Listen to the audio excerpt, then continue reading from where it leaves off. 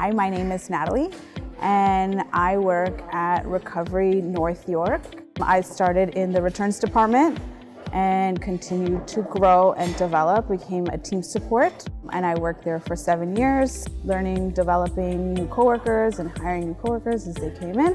In March of last year, I transitioned to a new role where I worked at North York Recovery Department until today.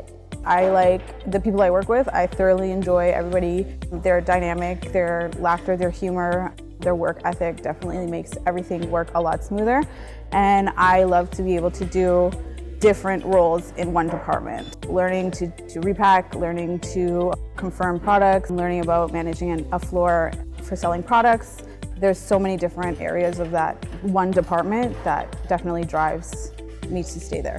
My contributions to IKEA would be definitely helping new hires as they come in, growing and developing them to be the best that they can here at IKEA, and making sure that they not only enjoy their workplace, but live up to their expectations here as well. I'm very friendly. I like to talk to everybody. I feel that here at IKEA especially, we work with so many different people, and having that bond and relationship and learning who everyone is one-on-one, not only as a coworker, but as a person as well, is what makes me a little bit more unique.